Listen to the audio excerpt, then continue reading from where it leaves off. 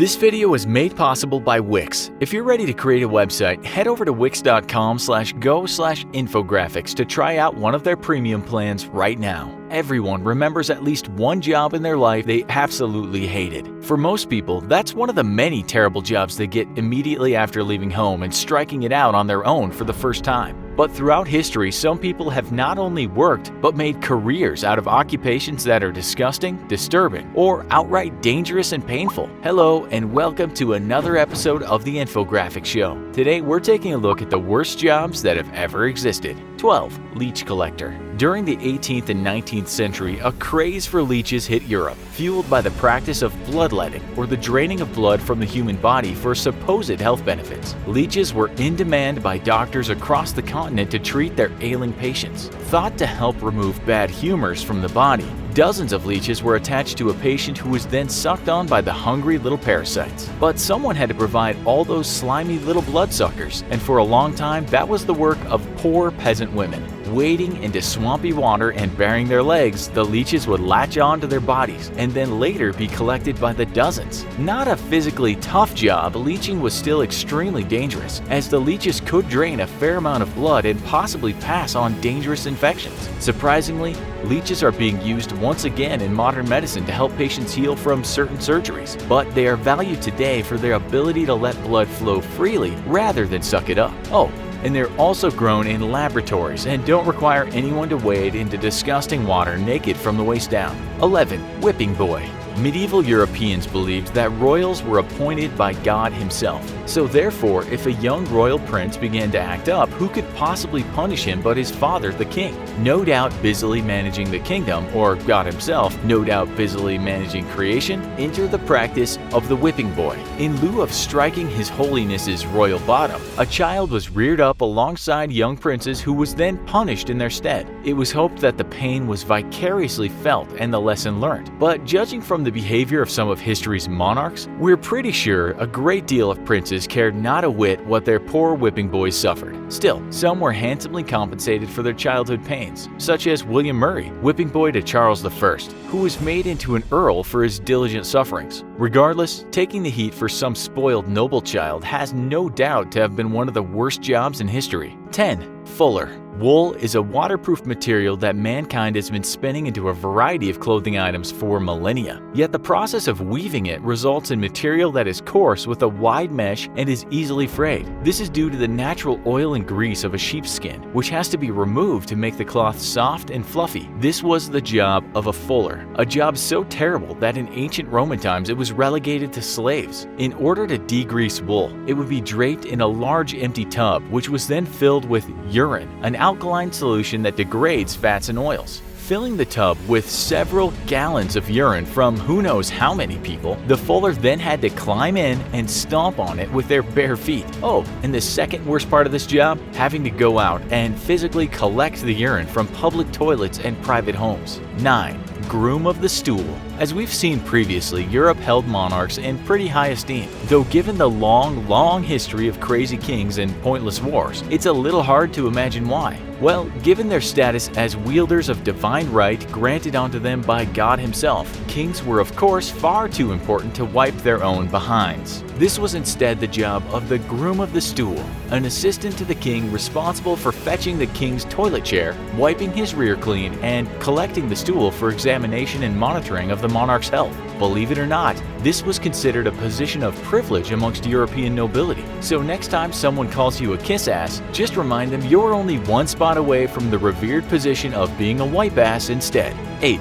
Rat catcher. Prior to the creation of modern rat traps, rats would often be dealt with in a much more questionable way. Responding to rat infestations, rat catchers would rub oil of aniseed and thyme into their hands and clothing to attract the hungry rodents, and then try to catch them with his bare hands. As harbingers of all manners of disease, this made rat catching an extremely dangerous occupation. But live rats could be sold for a tidy profit to less than reputable food vendors and as meal for some livestock. 7. Match girl. Before the advent of the lighter, mankind relied exclusively on matches to light candles, cigars, and heating fires. While the process of actually making a match wasn't particularly difficult or disgusting, it was the result of years spent dipping pieces of wood into a highly toxic phosphorus solution that made this a horrible job to work at. Inhalation of the phosphorus used in the match head also caused ailments known as phasejaw, a horrific affliction of the lower jaw, which eroded the gums and caused them to give off a foul-smelling discharge. After years, the jaws would begin to give off an eerie glow, and the only known treatment was complete removal of part of the jawbone. Next time someone argues with you about government overregulations, have them Google a picture of phasejaw. 6. Bone grubber. It turns out that despite its explosion in popularity, recycling has been around for millennia. In Victorian cities, professional bone grubbers would scavenge rotting bones from butchers, garbage piles, and stockyards and sell them to manufacturers. The scavenged bones will be made into toothbrush handles, children's teething rings, and various other personal items, and what wasn't sold was ground down into fertilizer or boiled up for soap making. With the popularity of corpse robbing in Victorian England, we can't help but wonder how many family relatives ended up household goods. In a way, we suppose it's true that our loved ones are with us long after they're gone, specifically if one of their femurs makes up the toothbrush you use every night.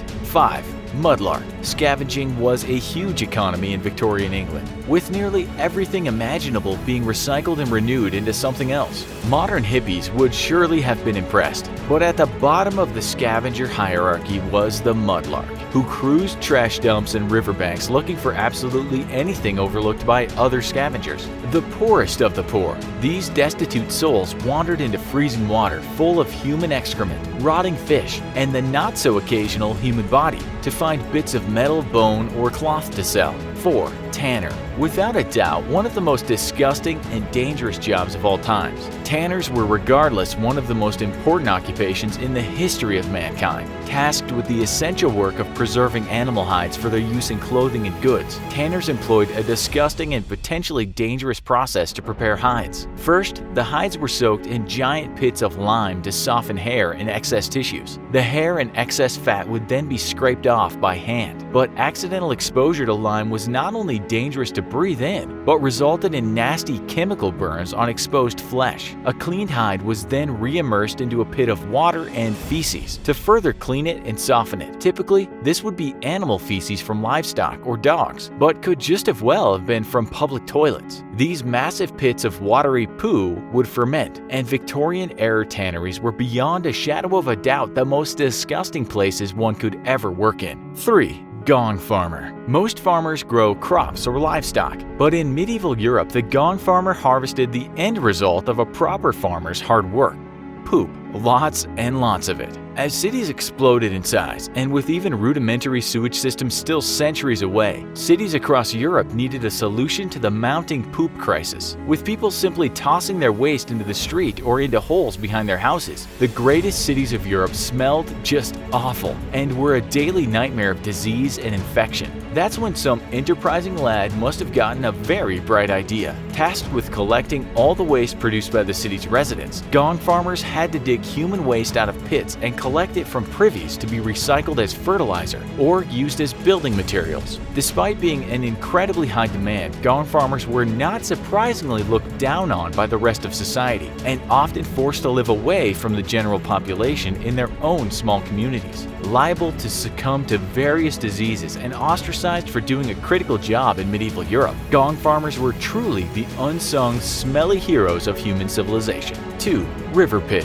Lumberjacks provide us with the wood we need to build everything from homes to furniture. But before the creation of the internal combustion engine, most of that wood was delivered to lumber mills via rivers. Floating logs would cruise along with the current in the hundreds. But given their numbers, log jams, is that where the word possibly comes from? Were inevitable. These were the responsibility of the river pig, a hapless worker who would ride the logs down the river and jump between them while trying to free them from jams with a long steel pike. An absolutely dangerous job that required incredible dexterity and balance. River pigs were routinely killed as they fell off logs and crushed between them in the river's current, an occurrence so frequent that work was hardly ever stopped on their account. 1. Sin eater. Devoutly religious medieval Europe had some funny ideas about spirituality and who was too holy or not to wipe their own rear ends. It's no surprise then that medieval Europeans would be the ones to invent one of the most peculiar jobs on the list. The sin eater was an individual called upon during times of death. After a loved one died, it was tradition to place a loaf of bread or other food items along with a cup of beer on the corpse's chest, with the belief that any lingering sin would soon be absorbed by the food. The sin eater would then come along and eat the spiritually tainted food, taking the sin into themselves and leaving the deceased person's spirit to enter the afterlife free of any foodborne sins. Paid a small stipend for their services, sin eaters literally got a free lunch out of the deal. But because it was widely believed that the practice corrupted their own souls, were often extreme social outcasts that nobody wanted to be around. If you think one of the worst jobs to ever exist is designing websites, then Wix has your back. With over 500 fully customizable templates and robust design tools that are as simple to use as drag and drop, Wix has everything you need to get started building a stunning website today. And if you get in over your head, their live technical assistance is always available to help you keep your site looking great. Click the link in the description or go to wix.com/go/infographics to check out how Wix can help you make the website of your dreams. We've all worked at our fair share of terrible jobs, but whatever your worst job has ever been, we're willing to bet it beats the pants off wiping a noble's behind for a living. What was the worst job you ever worked? Let us know in the comments. Also, be sure to check out our other video, 10 surprisingly high-paying jobs. Thanks for watching, and as always, don't forget to like, share, and subscribe. See you next time.